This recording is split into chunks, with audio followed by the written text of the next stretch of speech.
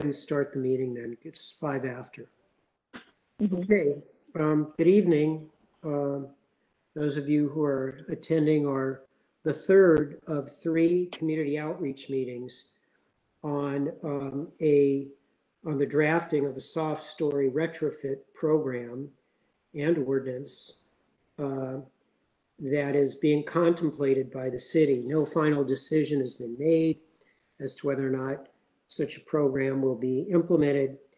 But over a year ago, the city contracted with an engineering firm, Degenkolb Engineers, and they prepared a survey, as they've done in several other cities in Southern California, to examine soft story buildings, which are a type of building that are particularly vulnerable in seismic events. Those are soft wood frame open front buildings. And Degenkolb, as the meeting progresses, will present precisely what that means and what it means for the vulnerability of these buildings. As I mentioned, Degenkolb has been involved in preparing ordinances and surveys, and over the past year, surveys of vulnerable buildings. And over the past year, Degenkolb has prepared such a survey in Culver City and identified buildings that are particularly susceptible to ground shaking. And this evening, they'll present a summary of their findings and some of the concepts we're looking at in terms of drafting an ordinance. That ordinance, of course, has to go to the city council for review and approval. And so this is still an early stage of the process, though we are completing really the first phase of this work, which is the survey and documentation of the conditions in Culver City.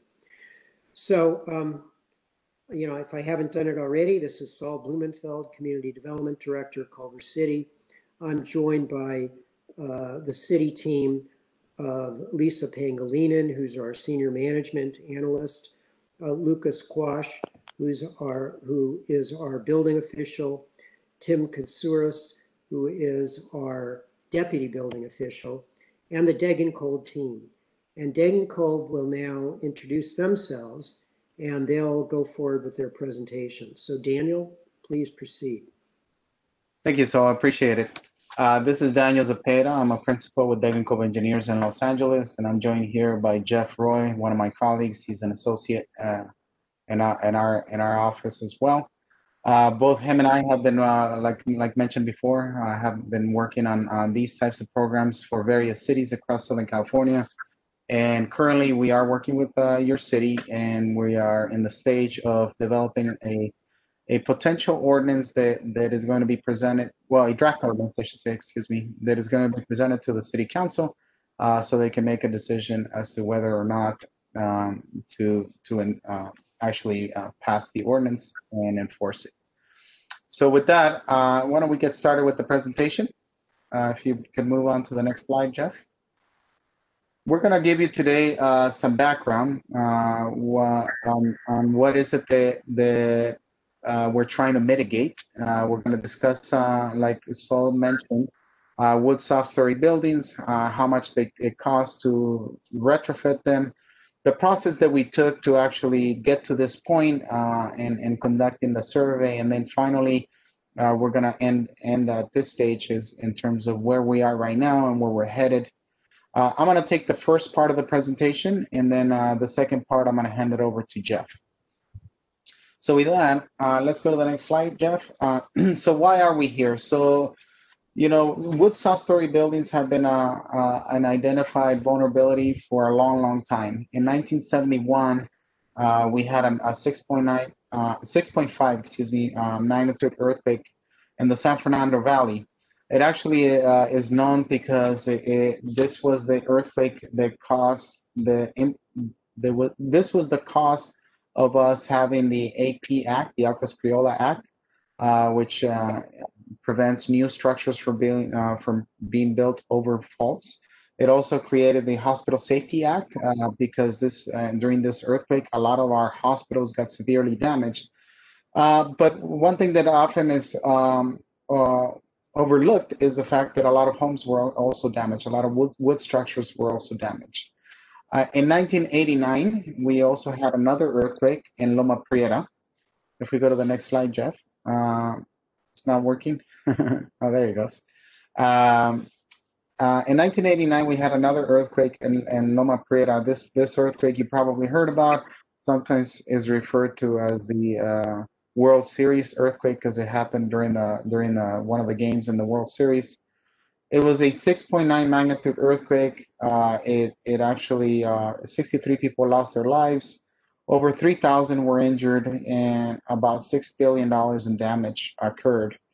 There's speculation that if it was not for the World Series, we actually would have had a lot more lost lives. It just happens that a lot of folks were in their homes watching the World Series, but it also a lot of the bridges actually collapsed up in Northern California.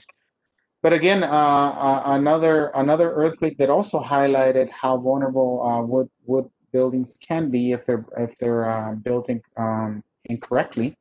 You could see in the previous slide, Jeff, if you can go back 1 second, you will see that the 89 earthquake actually had some pretty large apartment complexes that they were damaged at the ground floor, and then they collapsed on top of the vehicles there that you can barely see, and caused a lot of damage.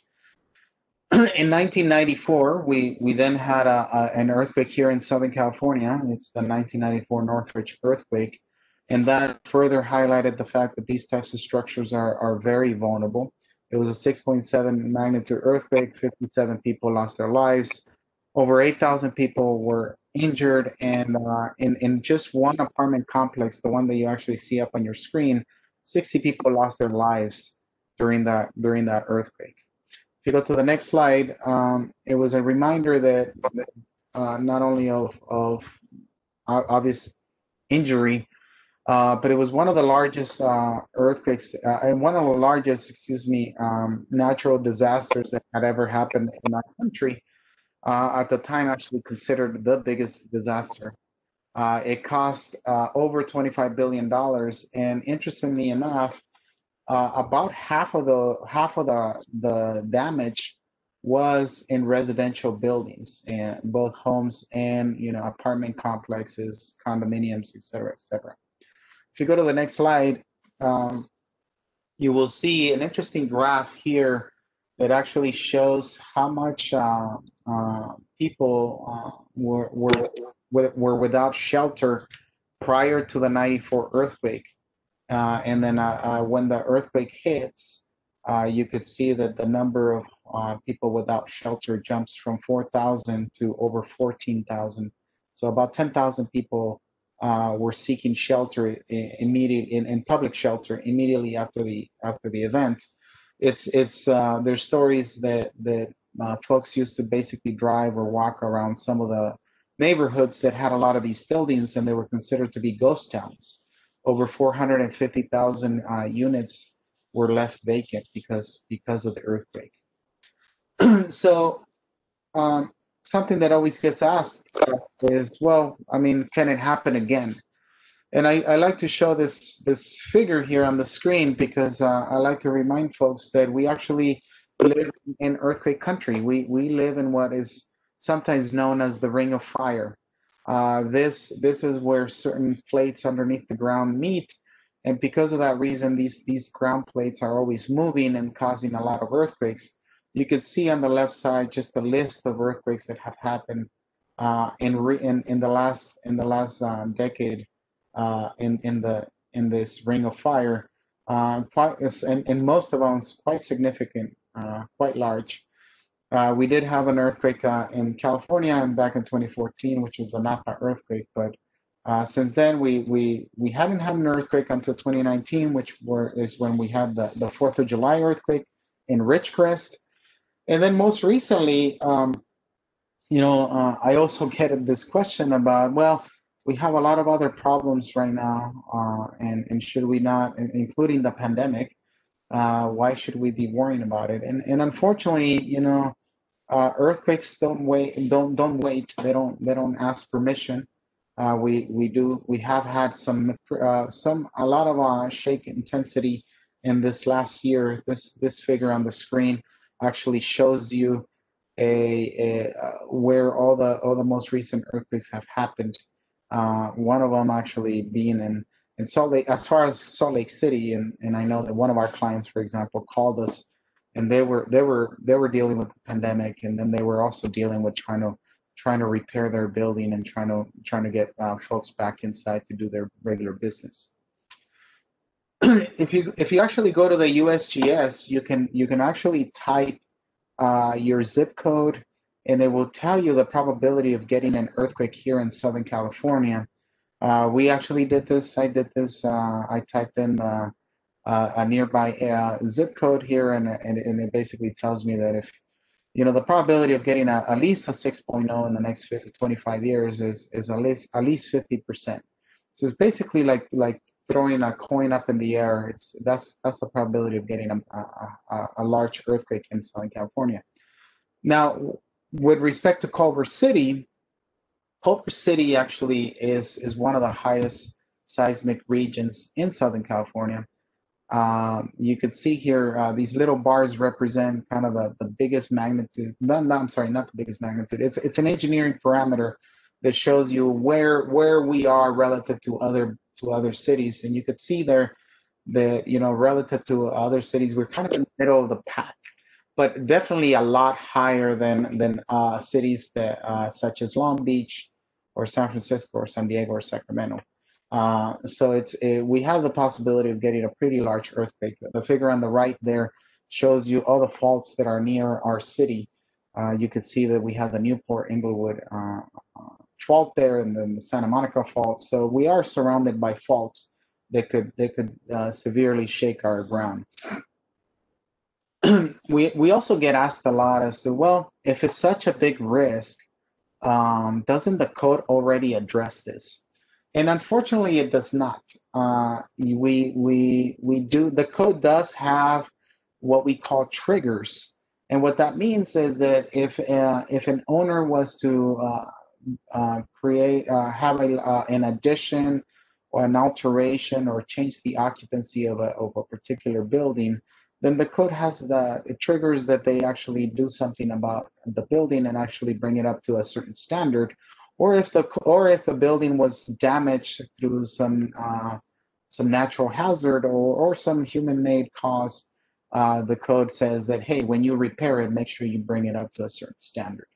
But not in the code as it is does not address existing buildings if you don't trigger it with these 4 items.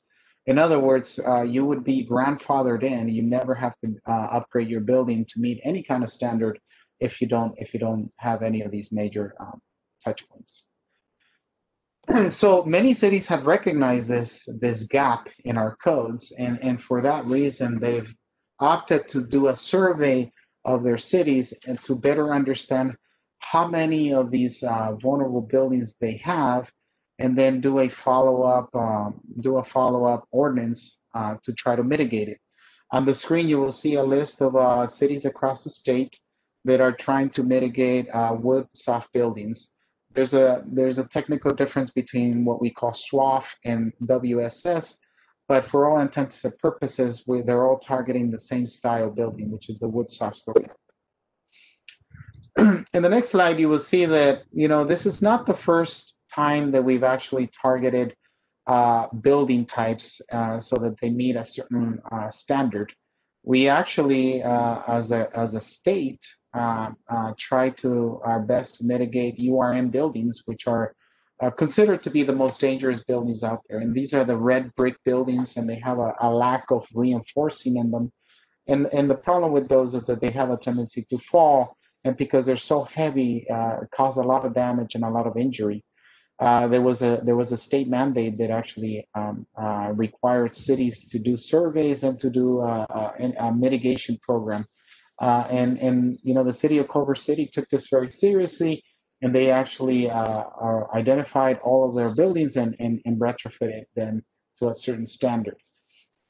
So it's done. It's been done before here in the city, is what I'm trying to say. And how often do these programs get tested?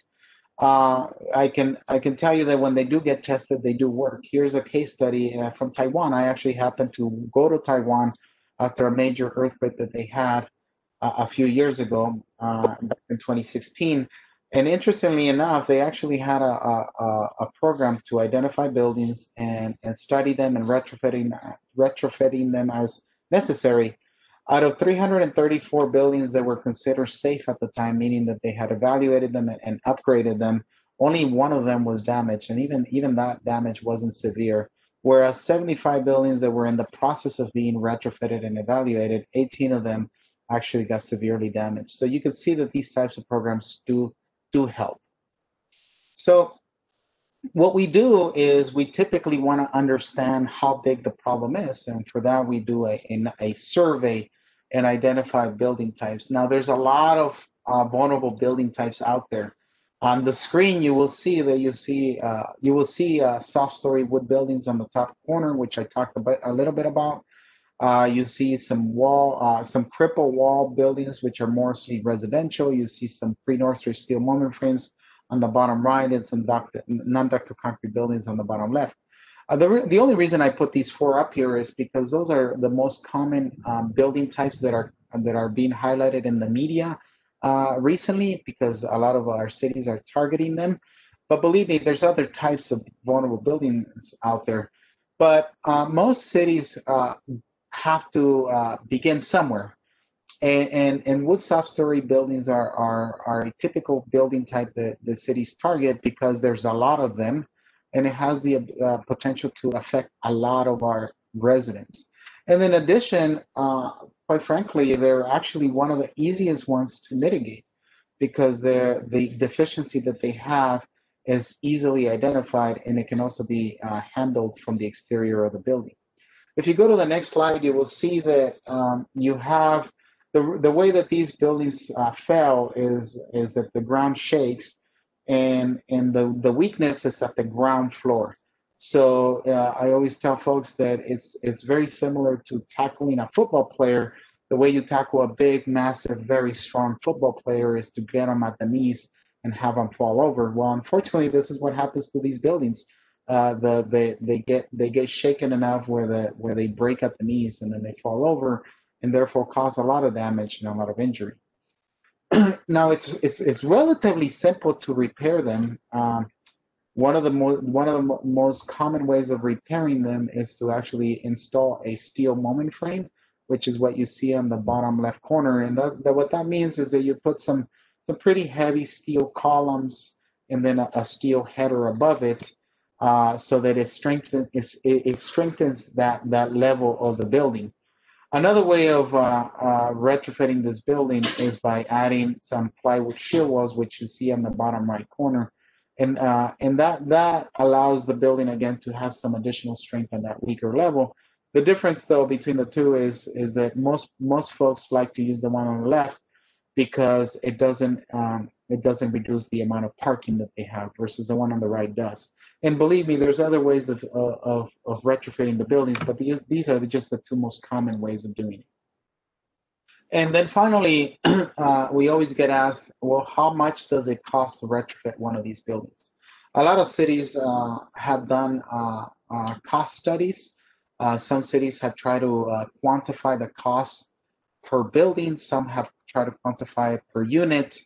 And the difference, the reason for it is because, you know, most of these buildings are apartment complexes, and everybody wants to know, well, if you were to divide the cost among the number of units, what does that mean to the residents, right? In terms of their rents, in terms of the investment to the owner per unit, et cetera, et cetera.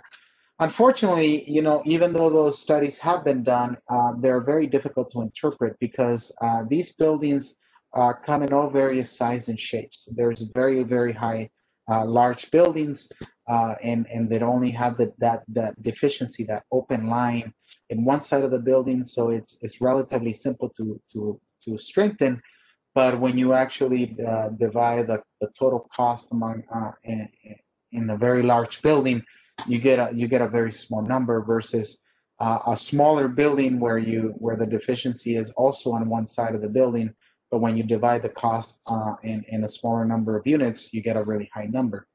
For that reason, the city of West Hollywood in particularly decided that what they wanted to do is they wanted to price what it would cost per frame. So in the previous slide, we showed how you repair it, and we basically said, well, if you know how much each of these frames cost, then it may help the owner understand what the potential for cost is for the individual building, because you can then look at the building and understand which lines are open and where you would need frames, and an engineer can advise the owner approximately how many frames is going to take to retrofit the building, and that way they will be able to determine how much cost it would be per building. We took a look at the inventory and the preliminary inventory that we got for the city of Culver City, and based on that, we did some high level estimation, and we got that on average we would expect that each building would be around $80,000 per building. But again, a big disclaimer here is that is an on average. There's some buildings that are going to be much larger, some are going to be smaller, et cetera, et cetera. So with that, I'm going to pass it on to Jeff, and Jeff is going to take us through the process of what we have done with Culver City now that we get in all this back and to get us to this point. Can you guys still see the presentation? Because I got kicked out for a second. Yes, we can see it, Jeff. We're still on the potential cost. Okay. And did it change now? No. Do you want to try to reshare maybe? I can, but I need Lisa to make me a share again. Lisa, can you make Jeff allow him to share one more time?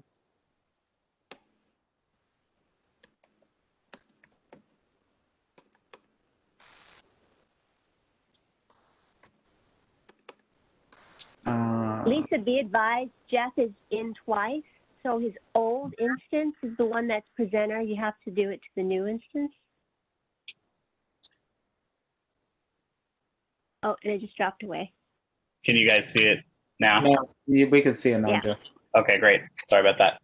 Okay, so I'm gonna start talking about the process that we went through to develop the proposed ordinance.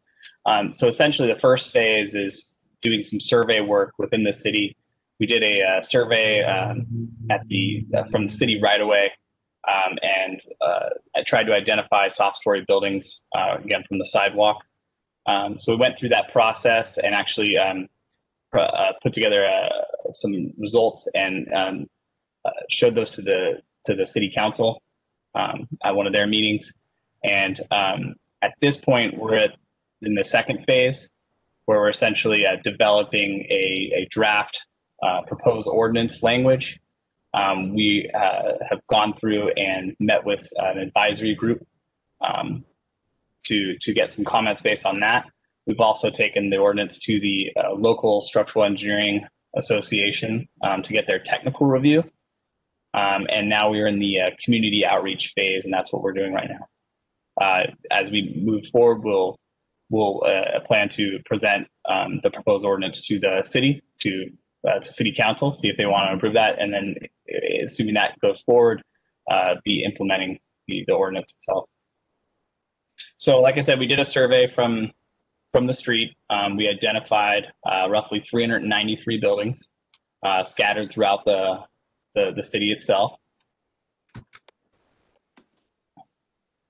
And if we look at the breakdown of the buildings that we looked at, we identified the ones that are from 1978 and older, and I can get back into what the reasoning in that is, but that's essentially what you're seeing here. And what you'll see in the data is that there are a lot of two-story buildings and a little bit more three-story buildings, not a lot of four-story buildings. A lot of the number of units is in the two-story range. A lot in the 4 to 6 range as well. So this is pretty much the scatter of the data that we have here that helps us try to implement this. Again, this being 393 buildings. So if we look at the scope of the potential ordinance that we were putting together, Daniel mentioned earlier that there's kind of two different soft stories, and it's more of a technical point of view. But for the ones in San Francisco area and Northern California, it's more of an overall story retrofit. The retrofits that have been put together in the Southern California area are identifying specifically the open line itself, as that's really where if you're going to put some, I'll say, if you want to get the most bang for your buck in the building, this is really where you want to concentrate your efforts. And so a lot of the ordinances that have been developed, and the one that's proposed here is, again, a line retrofit. So this open side is to add some stiffness and some strength to that edge to prevent the collapse. And you can see there's another example of the steel moment frame that Daniel is talking about. As you can also see a photo of one that we've done. Next slide. And going back to the year, typically what we find in the building code is there's not a lot of information or a lot of direction to the structural engineers or the architects at the time of designing the buildings until you get to the 1976 UBC. It's the first time that you'll see in the code where there is some direction given to those designers to account for these, we're going to call them an irregularity. That's really what we call them in structural engineering. And for them to design around that. So most of the codes that have been, or most of the ordinances, I'm sorry, that have been put together are implemented around this 1976 UBC and when it was adopted. And as you can see, as you go further into the code, it gets more and more developed. And in today's codes, it's very, very developed in giving more and more direction to them. But typically what's used is the 76 cutoff. For the city of Culver City, that would be October 23rd, 1978. That's when they would have adopted the 76 Uniform Building Code, or UBC. As you can see, a lot of the buildings are more in this 1950 to 1979 range. So there's a good amount of buildings within that range. We don't typically see a lot that are in the really old range. One of the things that we typically look at that's also part of the policy considerations is how we send out notices. Typically, what's done is once moving forward, the clock starts with implementing notices to the owners of these buildings, and that's essentially when the clock starts. But before we get to kind of the time frame of these and what's done in that phase, we want to discuss the prioritization. So which buildings go first? As you can imagine, it would be really difficult for the city to send out 393 ordinance notices and get all those drawings in all at once and try to have all those buildings get all the retrofits done in the same time frame. So typically what's happened is they break them up into these prioritization categories. So in this case, what's being proposed here is 3 priorities. First one being buildings with more than 12 units, 3 stories or more with 6 units. Priority 2 is buildings with 5 to 12 units. And priority 3 is 2 to 4 units, or anything that's really left over. What's important to note here is that typically what we want to do is reduce our risk in the earlier priorities your buildings sooner. And that would typically be the taller or the buildings that have more units. So that's why it's arranged in this way. One of the questions that we typically get asked as well is what type of other types of occupancies do we have, or categories of buildings do we have? Typically, we want to go through and see, do we have any historic, do we have any affordable housing units or any city buildings? We didn't find any affordable or city buildings, but we did find a couple historical buildings, mostly that land in this priority 3 and priority 2. The other thing to consider here is typically priority 1 is set up to be the lower percentage. As you can see, it's about 20% of the overall. That's really to give the city staff and department the opportunity to kind of get their feet wet with the ordinance and get it implementing so it can be more and more efficient going forward. It would be a lot more difficult to have most of them in the first priority. So typically what's done is that first slice is usually a lot smaller. And then the other thing that we want to discuss is the time frame. This is the other major policy consideration in these types of ordinances. So typically, like I said, the ordinances start with notification. So that's when the clock starts for all these types of ordinances. So from notification, there's typically a time frame for a screening process. That would be, as I discussed earlier, the survey that we did was from the right of way. So there's some potential that some of those buildings shouldn't belong in the soft story or shouldn't be categorized that way. This would be an opportunity to do two things. One, to ensure that we are identifying a building that does need to be reviewed by an engineer and retrofitted. And we're also trying to identify the scope. So which lines in that case need to be retrofitted. So that's typically what's done in the screening process. The next part of the process would then be to get it a retrofit design. So some drawings put together, implemented sent to the city, reviewed by the city, and get that approved, and then start the construction, and then finally close out. What we have here is a table that's trying to provide some idea of what type of timeframes have been considered in the Southern California area. So all these cities, Los Angeles, Santa Monica, West Hollywood, all have soft story retrofit ordinances, and as you can see, their timeframes range from 7 to 5 years with these individual elements in some place, and some of them don't have it. For instance, Los Angeles does not have a screening process. In our case, we think it's a really good idea to have the screening process as part of it. One of the questions Daniel and I often get asked is how quick, if we wanted to be really, really aggressive in the implementation and the time frame that we would provide for this, what would be the minimum amount of time that would be practical? So typically what we say is this 2.5 years is about as fast as you could do it from a practical point of view. I would say this is a very aggressive schedule, just to give everybody an idea. That said, it was implemented by the city of Beverly Hills. So this is what they actually implemented. So if we look at what's being proposed here for time limits, the city's considering a 5-year overall plan. Again, 1 year to do this screening process, all starting from the notice to the owner, 2 years to submit the retrofit plans, 3 years to obtain the permit, 4 years to commence construction, and 5 years to complete that construction and close out. So it's an overall 5-year plan. So these are just intermediate milestones along the way of that whole 5-year plan. And with that, I'll open it up for questions.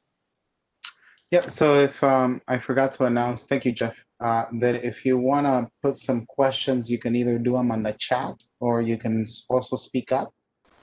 Either way is acceptable. Although Lisa, do they have to unmute themselves if they want to talk? Or you have to do it for them?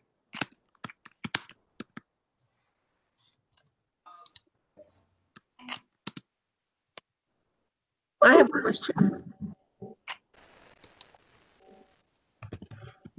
Hello.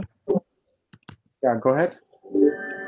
If we live in condominiums, and we did a recent retrofit is in 2006.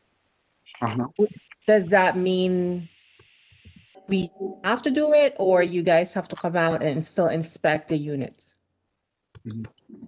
So the question, repeat the question because it was a little choppy. It sounds like you live in an apartment complex or a condominium that was retrofitted in 2006. So that needs to be looked at again, and maybe it does that, right? The ordinance is going to have some criteria from a technical standpoint that needs to be met in order to qualify as having been in compliance with the ordinance itself. There are many types of building retrofits. So just because an owner decided to retrofit a building may not mean they actually have the city is doing. So for that reason, it probably is going to require some type of an evaluation. Now, what most ordinances do, and what the city of Culver City is contemplating, to have what we call a screening form. And in the screening form, you would hire an engineer and answer a lot of technical questions, and then basically provide the retrofit drawings that you previously did. with that, and then the city will then evaluate those retrofit drawings to see if it meets the intent of the ordinance or if additional work needs to be done. So the short answer is you probably want to do the screening report, which is meant to be a very simple process to confirm whether you've done enough or not to the building. Does that answer your So shall we wait for the notice, or shall we submit a screening report right now? Currently, the ordinance has not passed city council yet. I see. In fact, we don't know whether they're going to pass it and whether they're going to accept the terms that are presented to them, right? So I don't know if there's right now a mechanism for you to submit it to the city, because we also don't have an ordinance to evaluate that. That makes sense? Yes, it does. Okay. So we got to just wait for it to be passed. That would be my recommendation, yes. But you don't have nothing to be judged against. You need the ordinance to be judged against. Got it. Okay. Thank you so much. No problem.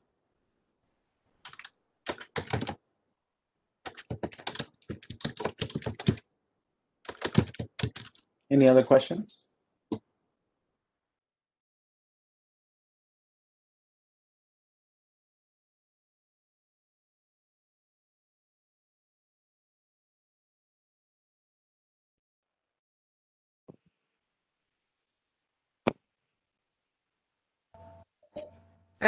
One last question. When are you guys thinking of passing this ordinance, or when are you planning to do so? Timeline. Yes, hi there. This is Community Development Director Saul Blumenfeld.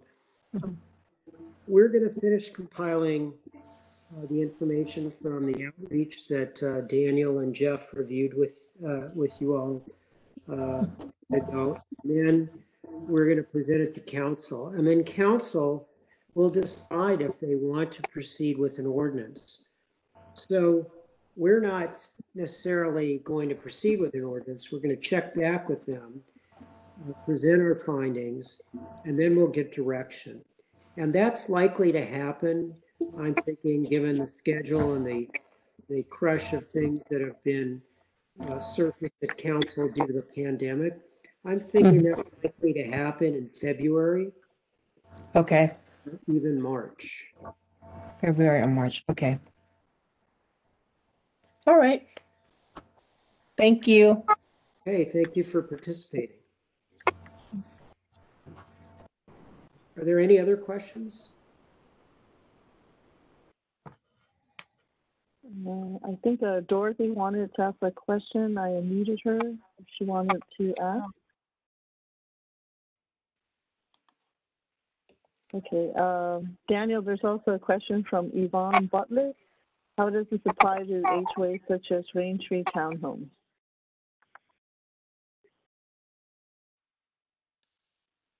All right, Lisa, can you repeat the question one more time? How does it what again?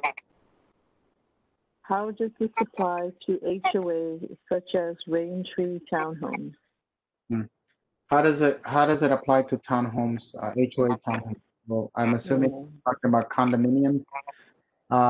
There is currently no exceptions in the proposed ordinance for the ordinance not to apply to condominiums. But again, that is a decision that the city council is going to make. If the city council decides to make any kind of exception, whether it be number of units, condominiums, et cetera, or if they want to change the years that it's going to take to perform the program or the priority, it would be left up to them. The current draft does not have any exceptions for condominiums. So if the condominium complex has the characteristics that we showed you on the presentation, then it will likely be on a list, and then that list will then be translated into notices that will be sent to the HOA, and they will need to then follow the regulations at that point. Again, with the assumption that the city council decides to pass the ordinance. Right. It might be worth mentioning as well, Daniel, that, one of the strategies on these ordinances is to stagger the implementation. I think, as Jeff pointed out, it would be impractical for the city to try to address this problem all at once. And so we had talked about prioritizing. Yes, thank you for showing this slide. We talked about prioritizing buildings, those with the relatively higher occupancy and therefore higher occupancy, I'm sorry, life safety hazard, would be considered as candidates to retrofit sooner, and those that had lower occupancy would be allowed to retrofit later, just relative to the life safety risk. That's one strategy. I only point that out because it's possible that the ordinance might be implemented. There might not be major carve-outs for particular projects, although that's certainly a possibility. But there might be an implementation schedule that provides for staggering the work, which might be more acceptable to the public. Look, we all understand, and I think Daniel pointed out, and Jeff, that there are real capital costs associated with this program.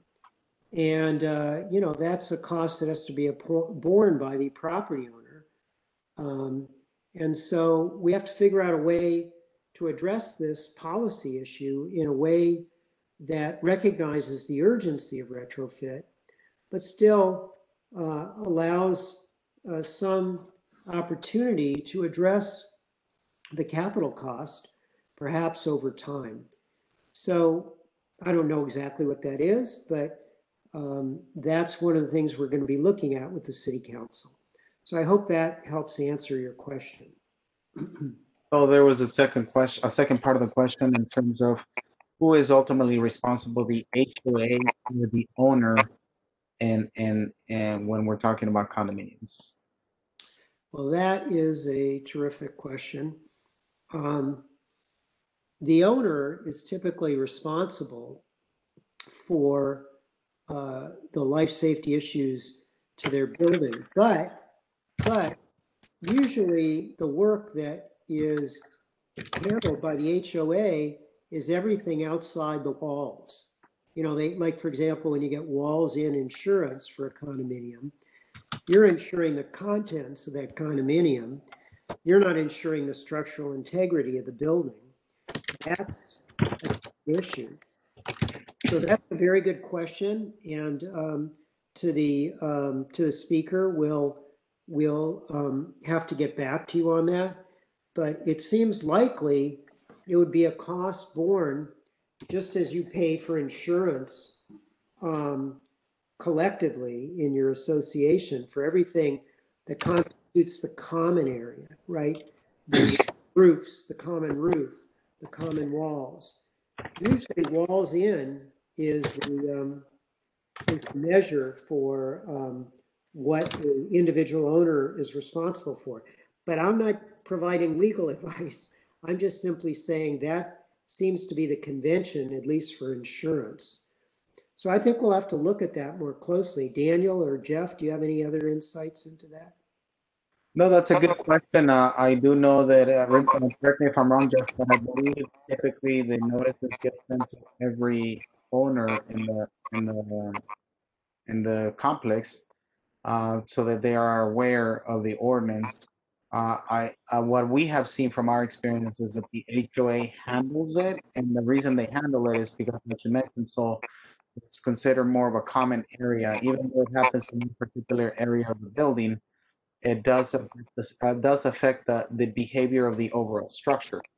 But I will repeat what you just said again. We're not providing any legal advice or anything like that. It's a question that needs to be obviously addressed by the HOA, and we probably need to look at it more closely. That's all. I do have, you sort of talked about it, but one of the attendees, Dorothy, has asked this question. She said, could you give us an idea of the timeline if the council does decide to go ahead with an ordinance? She is from, or she's at Terra Hill, and, you know, they're trying to save money for it. So any information about timing is helpful. They have many self-story buildings there. Sure, understood. Yes, and we recognize that this is a big issue, big policy issue for the city and a big issue for the individual property owners. So you can see here, Jeff has put up a slide that shows a timeline for compliance. You can see that nothing is contemplated immediately. The process, I should probably let Degenkolb go through this, but the process is staggered, beginning with plan submittal and ending with the construction. Jeff, would you like to review this timeline? Sure, yeah. So yeah, again, with what Sal was saying, we start with submitting a screening report. You have up to a year to do that with this proposed timeline. Again, this timeline could change, right? And then 2 years, it all starts from when you get the notice. So you get the notice, you have a year to do a screening report, and 2 years later, you need to submit retrofit plans. Another year after that, you're obtaining permits. Another year after that, you're commencing construction. And a year after that, you're completing construction. So the whole time period is 5 years. So all of these start from the notice of the owner. So, you know, this is what's being proposed. So again, this could change. But like Sal was also saying, the other component to this is the prioritization chart. So if you're not in the first priority, you may not get a notice until well after the first priority goes out. So there could be even more than 5 years once they start setting out ordinances, depending on what priority you would be in. And the other thing that we have seen in cities is that even after city council chooses to pass the ordinance, they request or the notices don't be sent out for a certain amount of time, so that both the city and the residents get ready for it. So sometimes, you know, you may pass the ordinance today, but the city says, the city council says, but I don't want you to send out notices for 6 months or whatever that is. That way owners can get ready for it. So those are different ways that you get more time. First is from the time that they sign the ordinance till when the letters get sent out, and then that depends on the priority, like Jeff said, and then obviously the next timeline. Yeah. That's not to say that you couldn't do it faster, but that is the maximum time that you'll probably get. And I just want to add one thing, and that's why we say that the requirement wouldn't be implemented immediately. You know, there's a number of considerations, including whether or not this ordinance will go forward, what the form of the ordinance will be. If the form mirrors what you see before you here, you can see that it's staggered, and that staggering can occur over several successive years, depending on your occupancy level. So I want to emphasize that, because even if an ordinance is approved, it's going to take time to implement it. Yeah, and I think if I can just add to that, typically the ordinances and also what's being proposed in this case is there's not an actual date schedule for each one of these priorities. This is up to the city council and the building department to decide when they're ready to send out notices for each one of these priorities. So even with the ordinance, even once it passes, there's still, like Saul's saying, there's some time probably before notices would even go out, depending on the direction from council. Right. So I hope that answers. So that was one of her questions about the timeline, presenting the information to council and the ordinance being adopted. Yeah. Okay, good. I mean, hopefully that answered that. Okay, are there any other questions? Lisa, anybody else in the queue here? No, I don't have any more questions in the chat. Okay, well, we're coming up on 8 o'clock. If there are no other questions, then we'll conclude this meeting. I want to thank everybody who attended as we mentioned, we're still a ways from implementing any ordinance, as we've talked about. The matter may go to council to present Degenkolb's findings in February or perhaps even March, but not likely later. And then, and so you should keep an eye on the city's website. Whenever this item goes to council, we'll post the notice there. And we'll also take anybody's name and we'll make sure you get a digital reminder of the hearing. So we'll do that as well. So with that, I'm going to conclude the meeting. Thank everybody who attended, and we'll look forward to speaking to you all again. Thank you very much. So long. Thank you.